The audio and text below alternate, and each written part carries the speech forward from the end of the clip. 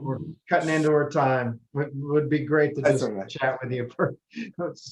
Vito, you could potentially stick on after if All right. I'll stay on for a bit. So you want to hang on.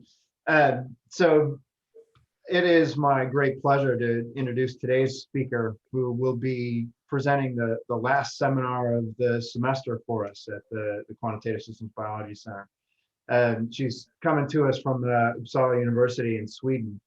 And I am in awe of a lot of the publications she's put out in the algorithms and tools that she's been developing for a number of years. And I'm very excited that she's here with us. But just a brief background of her training. And I didn't realize this, she just told me she was actually in the United States for high school in Raleigh, North Carolina, but got her undergraduate and master's degrees back in Sweden at the Karolinska Institute. Went on to do her PhD at Uppsala University, where she published one of, if not the earliest description of actually applying repeated fluorescence, immunofluorescence staining on fixed tissue. So the image that we're seeing here in the background, she had been doing this almost 20 years ago. So as a really amazing technology that is now really becoming much more widespread, and a lot of it is due to the tools that she's been developing and providing to the scientific community. She went on to go to the Broad Institute, where she was the lead, Broad Institute of MIT and Harvard. She was a lead investigator there for a number of years, or project lead. And after she finished there, she went back to Uppsala, where she is now a full professor in the Department of Information Technology and the Division of Visual Information and Interaction. She's also the director of the SciLife Lab Bioimage Informatics National Facility within the Center for Image Analysis at Uppsala. And really looking forward to our talk today on image analysis and artificial intelligence in microscopy-based life science research. Thanks, Carolina. So thank you, Darren, very much for that very kind introduction. And thank you for inviting me. And I should send a thank you to Ann Carpenter also for suggesting me to talk to you today. And I took a brief look at your webpage, and I really feel humbled talking to such a lot of excellent researchers. So my talk today will be a bit of a mix, but I decided to focus quite a lot on the in situ sequencing work that we do and what's related to that in relation to AI. And then also a little bit about other applications of deep learning, basically for microscopy that we are working on. So just really briefly, so Uppsala University is located sort of in the central part of Sweden, just north of Stockholm. And it was founded in 1477, which we're very proud of, the oldest university in the northern countries in Europe. And I'm also then part of SciLife Lab, which is not at all as old, and also not only in Uppsala, but spread out over all these different sites in Sweden. So it's really a national network of life scientists. And I will start with my acknowledgements, just to not forget about them. So this is my lab, and these are some of the different projects that we're currently working on. So it's really lots of different types of microscopy data related to life science, but we don't have any microscopes in my lab. So everything we do is collaborations with other labs. And the goal is always to somehow increase the scientific value of the microscopy data that we work with. And apart from the just pure research, we also provide support in image analysis for researchers in Sweden.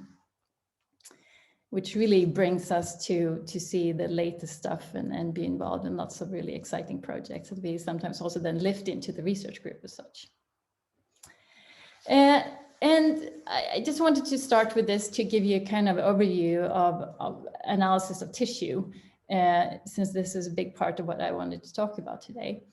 And as you know, people have been taking biopsy samples and looking at them under microscopes for more than 200 years to sort of see the morphology of what's happening in the tissue. But this is, of course, limited because you cannot really fully characterize the heterogeneity in the tissue by just looking at simple stains. But then, of course, people have also for quite a lot of years been doing sequencing and bulk sequencing to see what are the genes that are being expressed in the tissue and relating that to disease. And I mean, it's really useful, but you kind of miss the cellular heterogeneity to just get a profile of the mix of the cells. You can then, of course, go on to do single cell sequencing, which is all a really powerful tool. But again, you know what types of cells you have, but you still lose the information about the spatial organization. And that is where you can really make use of in situ sequencing and spatial transcriptomics. And these are methods that really maintain the tissue morphology while also providing the subcellular gene expression data. This, on the other hand, also has its drawbacks because you miss the dynamics. And I will get into dynamics a little bit towards the end of my talk. So this is the first thing I'll focus on. And you probably already heard of this.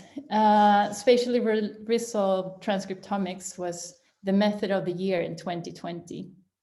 And this image from the cover of Nature Methods illustrates one of the techniques, which also actually comes from within SciLife Lab in Sweden on spatial transcriptomics, where you attach pieces of DNA to a glass surface and then bind whatever RNA is in the tissue to those dots. And then you can do sequencing of whatever was caught in those dots. And this is a really useful method because it gives you the really deep sequencing, but it's always going to be limited by how densely you can put these dots on the glass surface.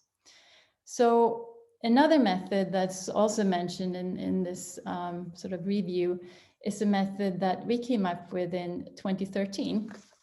And it was Mats Nilsson's lab he was in Uppsala at that time, he's now in Stockholm, who came up with the molecular parts to it, and then we did the image analysis. And rather than sort of extracting the RNA from the tissue, we do the sequencing directly in the tissue sample. But to be able to do that, we first have to amplify the RNA. And it's also, I mean, while in these methods you sequence everything, what we do is to have a targeted approach. So we only sequence a limited number of RNAs, sort of the key ones that we are interested in. So with this approach, we can have loads on these padlock probes that are designed to bind to the sequence that we're searching for. And whenever it binds, it creates a circle. And then we can apply rolling circle amplification. And when we design these padlock probes, we also introduce a barcode. And this is the barcode that we can sequence. We can also choose to have a padlock that has a gap in it. And then when we do a gap filling and get a circle, it's actually the code in the mRNA sequence that we are decoding. So that can be used to search for single nucleotide polymorphisms and things like that. So once we now once we have created the rolling circle amplification, we have a local amplification of many copies of whatever the barcode detected.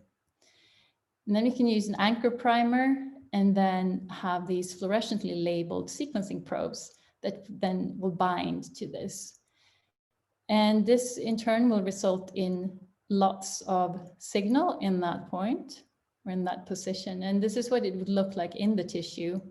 And this is a zoomed in part of a very small part of the tissue. And this can, because we have this amplification, we can actually see it with a regular fluorescence microscope. We don't need any super resolution or anything like that. And then we know that in this position, the first letter in our barcode was a T. And then if it was a C, we would get the pink signal, and this is what we see here. And so we can apply all these sequencing probes in parallel, and then of course we have had many different padlock probes that we applied at the same time. And then once we have read the first letter in our barcode, we can move into a second hybridization step with a second set of sequencing probes. And then in this case, we're looking at the second letter, and then we get a second image. And you see, this is the same piece of the tissue, but the colors here change because it's a different letter that we're finding. And then we can go on like this to sequence every one of these little amplified blobs of DNA. And then since it's barcode, we know then what gene these letters represent. And if the number, or yeah, so if we read 4 letters, the number of unique barcodes that we can apply at the same time is then 4 to the power n, where n is the barcode length. So if n is 4, we can do 256 plexing, and n is 5, we can do 1024. So really look at many different things at the same time. And what you see in the background here that is kind of bluish, that's the DNA stain. So these are the single cells. So this is really subcellular resolution that we're working with here. And there have been many more techniques developed since 2013, but they all have different pros and cons. And I still think that one of the really powers of this technique is that you can work with regular fluorescence microscopy, which means that you can have slide scanners and look at a lot of really big pieces of tissue at the same time and do it fairly quickly. So challenges here. We work in my lab mainly with the image analysis, as I mentioned before. And although we have the amplification step, there is always going to be a limited signal to noise ratio. There's always going to be background fluorescence. It's going to be dense signals. It's sometimes a little bit of jitter and movement between the sequencing cycles. And all these together makes the sequencing a bit tricky. We have several different approaches. One that is fairly successful is to sort of use a graph and think of this as finding the shortest path between the cycles. But what we're really moving into now is to work with deconvolution. You know, deconvolution is used to improve image quality in microscopy by collecting Z-stacks. But you can also do the deconvolution and not only search for the location of the signals, but also for the combinations of signals in these sequencing cycles. So you have the different image channels that represent the different colors, and you have the different sequencing rounds. And you know what it is that you're searching for, which means that you can actually have a code book that describes the combinations that you're expecting to find. And then using this code book, we can decode the whole sequencing information in a single step, and then see what genes are expressed in what part of the tissue. I do have an interactive interface to look at the data, but I was a bit scared to run it live over Zoom, but you're more than welcome to follow the link to this tissuemaps.researchit.uu.se to interactively look at this. But this is what the output looks like. You have all these different positions and you have the genes that are expressed in them. And this is now showing a really tiny part of one part of a developing human heart. So this is the sort of the range of the experiments that you can do, that you really get detailed information about what genes are being expressed in a really small part of the tissue with the subcellular resolution. Okay, so what do you want to use this for? What is it useful for? I mean, you see what genes are there, but maybe what you really care about is what cells are there and what is really going on. And one way of analyzing the data is to then try to find the individual cells and then assign the genes to these cells. And then based on this, try to figure out what the cell types are in the different parts of the tissue. But it works. But it relies on that it's fairly easy to segment the individual cell nuclei, which is not always the case when the nuclei are really dense. And it also depends on you having access to single cell sequencing data, so that you can make this connection between the cells and the gene expression. And it will, if you use this approach, you will also not really be able to find variations in gene expression at the cell subcellular level. So what we decided to do there is to, rather than looking for cells, to look for functional regions. So if you think of functions, we can think of scissors as a function. And let's say then that we were searching for the mRNA code for the function scissors. We would find it in these different environments. But just knowing that the scissors is there, we still don't really know what environment or what cell type we're looking at. But then if we also look at the comb or the gloves or the colorful papers, we have more information on what type of environment we're in. So it's the combination of gene expressions that tells us what type of environment we're in. And you know, sometimes you have hairdressers that wear gloves. And so you kind of have a manifold of these combinations of functions. And if we can find this manifold, then we can actually figure out what are the different functions in the tissue and then relate that to single cell sequencing data. And these functional regions, they don't really have to be cells. They can be something larger that includes a bigger combination of functions. So to find this, we have borrowed methods from that are used for analyzing social networks and Twitter feeds and other types of information that people spread on internet. And these methods are used then to find clusters that have similar activities. And so what we do then is to look at the spatial distribution of the gene expression, and then we draw these graphs between all the neighboring genes that are being expressed. And then we go in with no a priori information.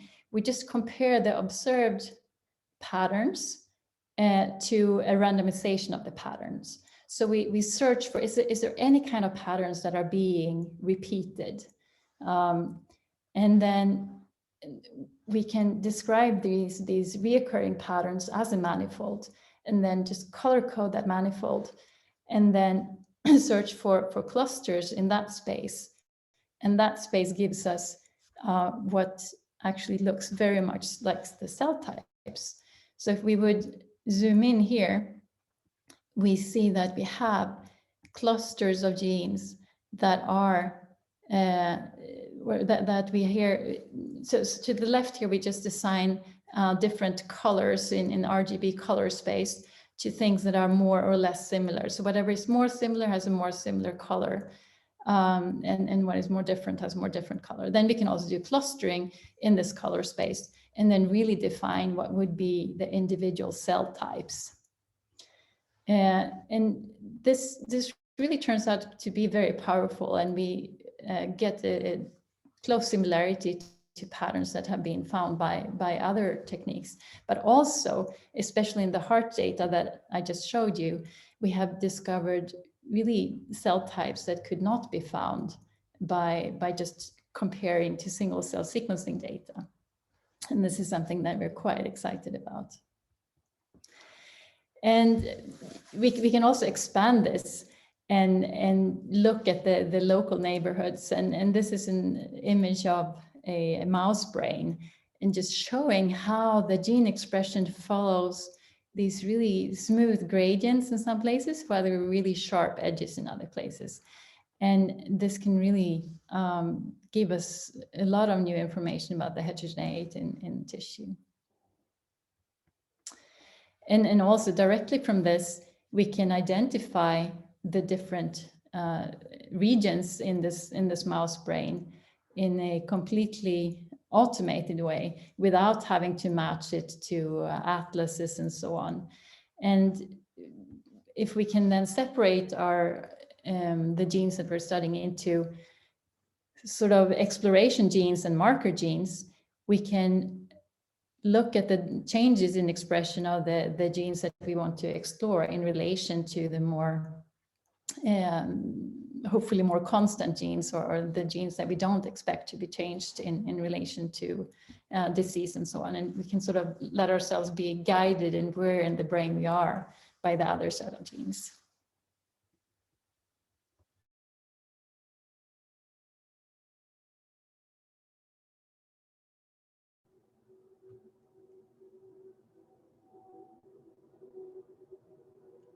Oh, Caroline, I'm afraid you've frozen. Let's see if we can get her back.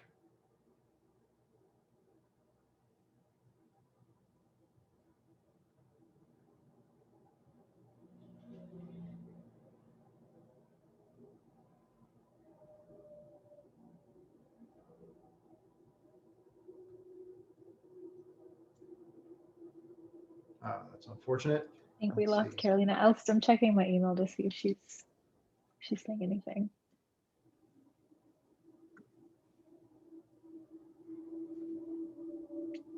Sorry about that, folks. We'll see if she'll hop back on in just a second.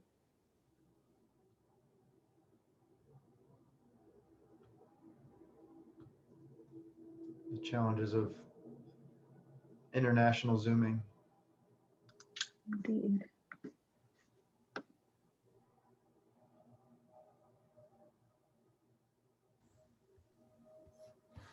There we go. Got you back. Super sorry about that. I'm not really sure what's happening. Let me share my screen again.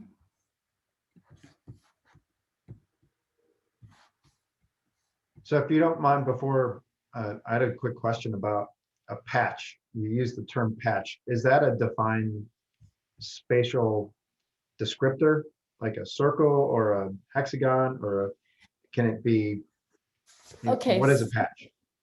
Thank you. In this case, the patch would be a local neighborhood, while in this case there is no well-defined region. It's only based on the sort of graph description of the gene expression. So if you compare it to, if I have a well-defined region, I only look at what I have in that region. But if I use the graph and the graph neural network, my closest neighbors will have information about their closest neighbors. So it will be more a continuous description of how the things are connected. So it does have some spatial or distance metric embedded in the network. Yeah, in the network descriptions, you do have the distance embedded in it, but it's not a fixed distance. While when we work in this case, we actually only classified based on what was in a fixed local neighborhood. So I'm sorry for that being a bit confusing. Thanks. So we want to relate this now to what's happening in the tissue, in the, like the morphology in the tissue. And just to kind of wake you up, and sorry for the break here, it was that, you know, when you look at something complex, if you look carefully, you will eventually find what you're searching for. So, you know, if the volley in the image is here, but then of course you have some similar friends in other parts of the image. And this is a tedious task, and you all probably know that this is kind of the task that a pathologist would be working with. And then being under time pressure, you really it's a problem you want to solve, and you can end up in situations where you make mistakes. And this is where a lot of things have happened in deep learning and applying AI to sort of automate the decision support. And we also approached this problem. We got access to a large number of biopsies, prostate biopsies, that were marked with a pen mark next to the biopsy. And then we could sort of digitally transfer the pen mark to the biopsy so that we could automatically cut out benign and malignant parts of the tissue and then train a deep convolutional neural network. And then applying this to an unseen biopsy, and sort of get a map of where in the tissue we would have the higher probability for the malignant regions. And we published this last year, and it does work really well. And using this type of AI approaches, we could get you know, an RC of 0.997, and you could really with confidence dismiss 80% of the negative cases without missing a single cancer case. It has a lot of power, and it is being, I mean, these type of methods are now going into clinic in different parts of the world, not so quickly in Sweden, but we're moving in that direction. And it does compare quite well to a human expert. What we did was to have a set of difficult cases that were graded by 23 internationally acknowledged uropathologists. And what we did was then to compare really the performance of each of these pathologists and the AI system, and then ordering them based on Cohen's kappa. And our AI system was not the best in any way, but it was still, you know, among these experts. And depending on how we grouped the grading, we could also see that whenever our AI trainer performed well, also our AI system performed really well and was in agreement with a large number of these experts. And if you kind of think about it, these being the experts, maybe the rest of the uropathologists in the world that are not in this expert group, maybe the AI system can then be useful for them to guide them to where the suspicious cases are. But, you know, discovering the really unknown is what I'm much more excited about. What this AI system does is just try to mimic a human, but we want to go sort of beyond the human performance and see if maybe there's more information, maybe there's something that can bring us even further. And I told you before that this has been the standard procedure for so many years, to just look at biopsies, and now, okay, we can have the machine do it. But what if we can go beyond this and really relate it to the gene expression as well? And we had now this AI system that had been trained on these millions of patches of tissue and had this really high performance. So what we did then was to have not biopsies, but bigger pieces of prostate tissue. And we also had access to this spatial transcriptomics information. So for each and every one of these dots in the tissue, we also have the gene expression information. So then we could just take the already trained network, not do any kind of retraining, just apply it as it is. And then rather than using it for classification, we could use it as a feature extractor and then reduce the dimensionality of this high dimensional space and then cluster and see what kind of clusters the system would come up with independent. I mean, it was not retrained in any way, just checked what kind of clusters we could get. And then we compare that to manual annotations by a pathologist. And as you can see, there are correlations in where the regions are detected. What we noted was that the details seem a bit richer in the annotations by the pathologist. But that is because the pathologist has access to more of the context when making the decision. And while we kind of have to average a bit more to get sufficient context when making the decision for the larger region. But still, there is a strong correlation. But what we noted here was that the upper part of this pinkish region ended up in a different cluster than the lower part. So this is something that we were wondering then if this was actually something that was relevant. And then looking at the gene expression that we had then from the spatial transcriptomics, we could note that there are some of the factors in the gene expression that also differ between the upper and the lower part.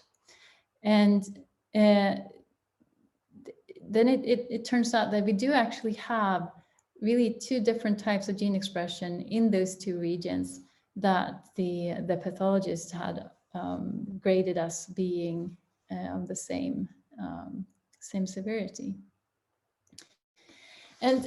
And then, okay, so why would this be relevant, or what kind of discoveries could we make? And to sort of describe that, I want to go back to one of my earliest deep learning projects. So this was a project that we did in 2014. It was one of my PhD students, Omer Ishak, who was about to finish his thesis, and he really wanted to do something with deep learning. And I told him that it's too late, you're done. But then I said that if you have some extra time after writing up, you can do this. So he was really quick in writing up his thesis, and then he approached this. So this was a project where we wanted to measure the effect of drugs on zebrafish. And what happens when the zebrafish are exposed to this DNA damaging drug is that the back end of the tail becomes a bit bent. And he had already approached this once before by sort of finding the fish and finding the tails and measuring the curvature. But then he went back to the problem then with deep learning. So he trained this really simple unit, and now I'm only showing the result on a small number of images just to illustrate, but it was evaluated on a few hundred images. And it worked quite well. So the treated fish had a high deformation probability when applying this network, while the untreated fish had a low deformation probability. So that was all good. I think, yeah, we got a 93% accuracy.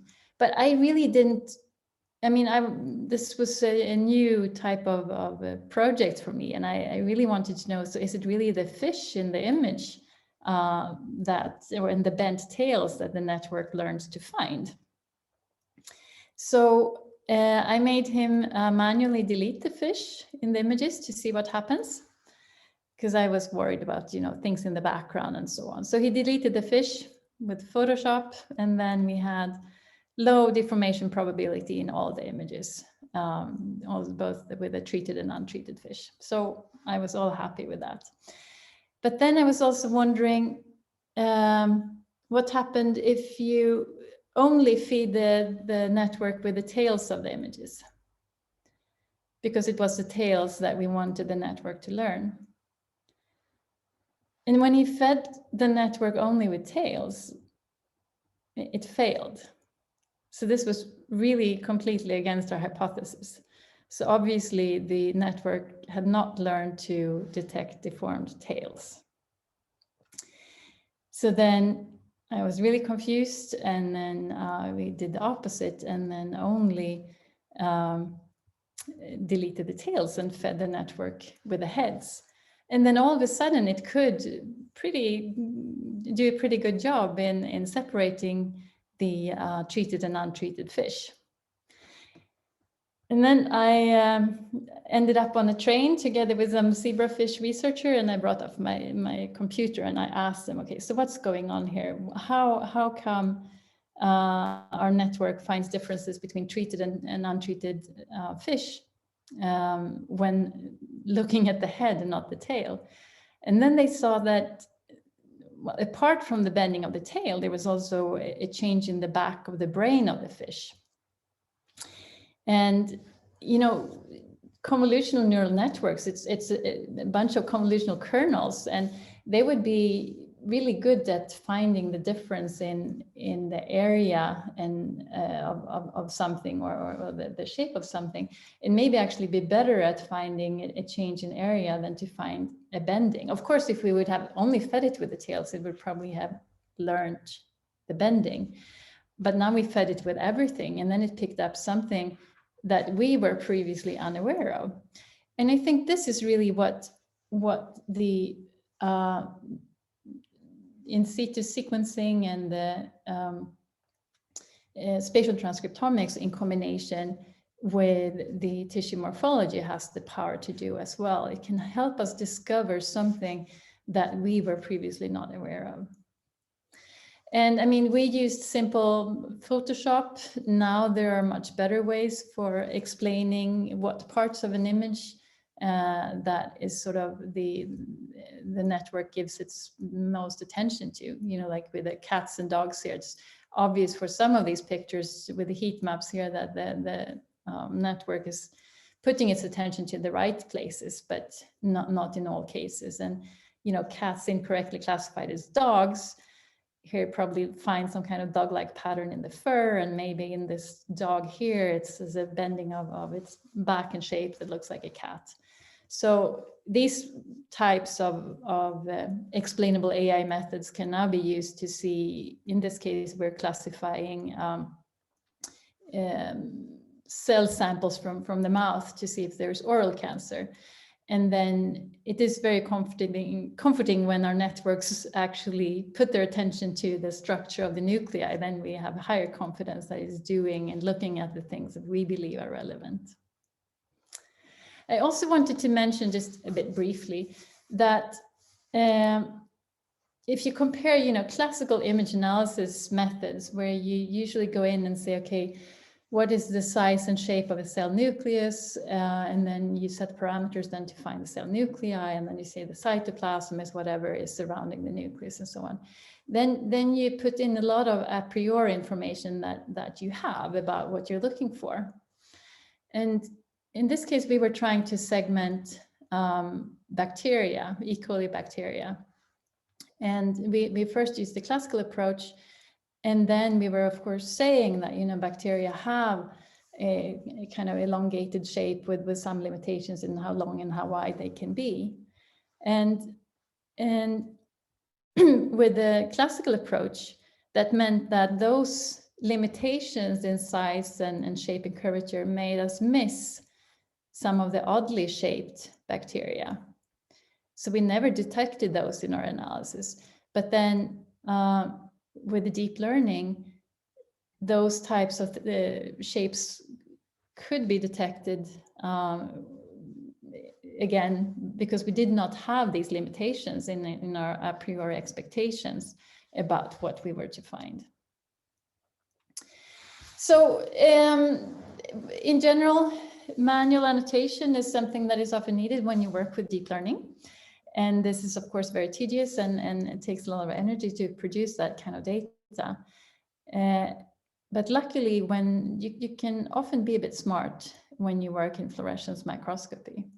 So in this case, we wanted to follow cultured cells over time. And that would be very tedious to provide lots of training data. But what we could do then instead was to, follow them in bright field over time, and then we would fix them and add fluorescent stains. And in the fluorescence microscopy images here, it's much, much easier to identify the cells. So we could then label the cells and then use these labels together with the bright field data to create a network that could find cells in bright field and sort of provide us with, or sort of apply this to the rest of the time sequence.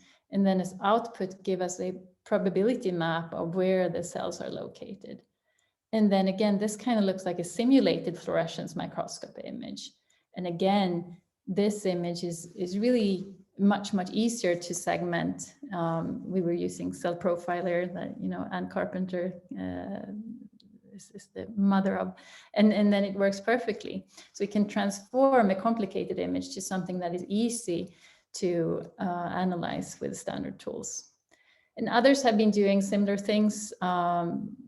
This is work by Christensen that he published in Cell in 2018 with this learned fluorescence or in silico labeling. And this is quite powerful in many ways. This was a challenge that AstraZeneca proposed on adipocyte cells. They wanted to be able to follow these over time and only use bright field microscopy. And even visually, it's hard to see where the individual cells are. I think one cell is located here, another cell without adipocytes is located here. And then they wanted to be able to quantify sort of the same type of things that you would be able to quantify with Cell Profiler, that counting cell nuclei and cells and these little fat droplets per cell. But it's really hard to do it here. So then you would want to sort of transfer it to a image that looks like a fluorescence microscopy image. And then based on this type of images, we built a network that was then trained on pairs of bright field images and fluorescent images. And now this is, of course, an image that was not used during the training. And this is the result from the network. And as you can see, it's really kind of difficult to differentiate between the real image and the bright field, and the artificial image created from the bright field. And one of the evaluation criteria for this challenge was also to ensure that measurements from Cell Profiler would match between the two image types to ensure that you could make the same types of studies on both data sets.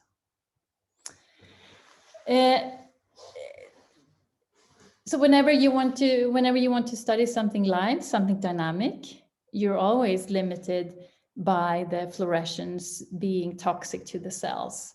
And maybe there are no fluorescent labels available that you can use in what it is that you want to study. And also in traction force microscopy, when you want to study the traction, you usually use beads in a gel and you culture the cells on top of this gel. And it's a much more complicated culturing system than just growing the cells on a glass surface. So what we did also to just kind of approach this problem was to collect fluorescence microscopy data together with the force data. And then we can learn or predict the traction forces just by learning from the ruffling and the behavior of the cells. So then we can completely avoid the beads and the processing that is required for traction force and study the traction of the cells in much larger scale.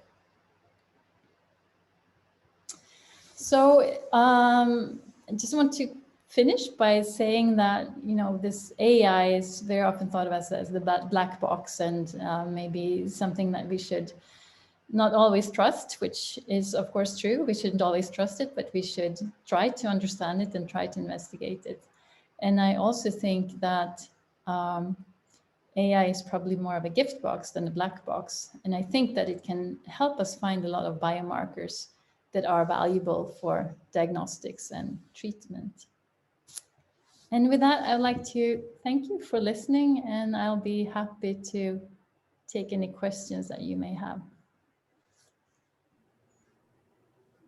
Perfect. Thank you so much. Normally we would have a huge round of applause for you, so please accept my virtual applause on behalf of all of the attendees. We don't have any questions in the Q&A box just yet, but I'd encourage anyone listening, if you have any questions for Dr. Welby, please drop it there and I'll read them out loud for her. Thanks. So should I stop sharing? Well, I can ask some questions. I've got plenty. So I'm amazed first that you don't have any microscopes yourself. So you're getting all the data from other people. Are you, so I see you've got this tissue maps and a few other resources like this. Are you actually managing, how are you managing the data itself? These large image data sets, sometimes they're quite large. Are you able to transfer them? I mean, how does that work with, especially with collaborators that aren't right there? Yeah, well, so computational resources, we are a bit spoiled with that, actually. So the biggest issue is the data transfer. And in many cases, it is faster to go to your collaborators with a hard drive in your hand and just load them onto there. At least in cases where internet is the only thing that you, because I mean, internet is not used. It's not built for transferring the sizes of data that we have. But then in many cases, the places for storing data and the compute power is close to where the collaborators have their imaging systems. So then we can log into there rather than so we transfer ourselves to the data rather than transferring the data to ourselves.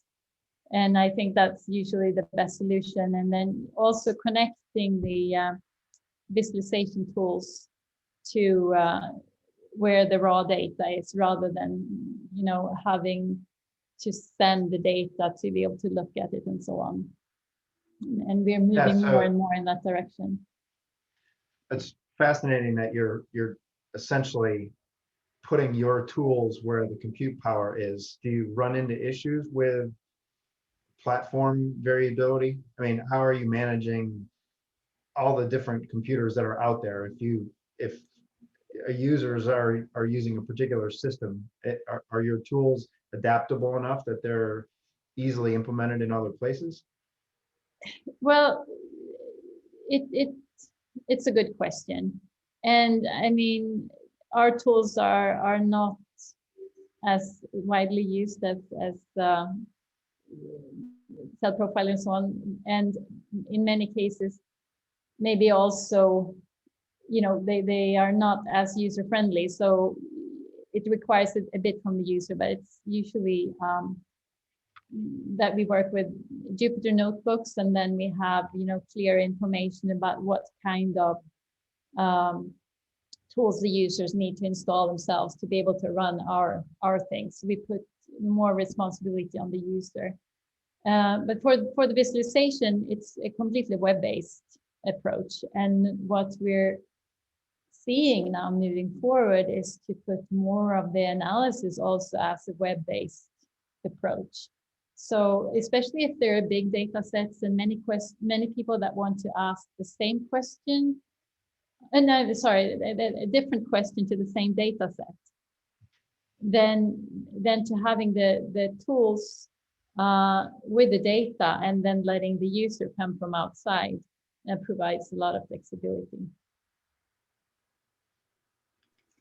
So we have a couple of questions in the Q&A box. From Heath Patterson, have you compared the transformed artificial fluorescence images for analysis tasks such as segmentation against the matched fluorescence data? I'm curious, would it be better to use label-free imaging for these tasks with empirical signal versus artificially generated images that match biologist expectation? So in the evaluation of this adipocyte challenge, we had the bright field data that we then transformed into a artificial fluorescence image. And then we also had the real fluorescent image to compare to. And then apart for like comparing that they looked similar, what we also did was to push both of the images through the same cell profiler pipeline, and then compare the features that were extracted to sort of ensure that we would be able to do the same kind of analysis on the fake data as on real data. And I mean, you can question that. I mean, I think it's good in the sense to have such an approach because it makes the biologists feel at home to see something that they're used to seeing. But one could also turn the whole thing around and saying, why should we even bother to create that fluorescence looking image? Why couldn't we just do the whole experiment on the raw data? And I mean, what is the question that we want to ask? Maybe the question is, do we have a larger variation in the size distribution of the fat droplets? Maybe that is what we should train the network to find, rather than going via the fluorescence image. And in some sense, I think we might actually come closer to better answer by not going via the fluorescence image. But I think still in this evolving world of AI, you feel more comfortable if there are steps on the way where you kind of think that you know what you're looking at. I don't know if that answered the question. Thank you. It's a matter of the ground truth, right? Whatever you're trying to predict. So it is very question specific. Yes. So Gregor has joined us on the panelist, so he can ask his question directly. Hi, very exciting talks. Thank you for presenting. I had a couple of questions about the sequencing RNA profiling part. So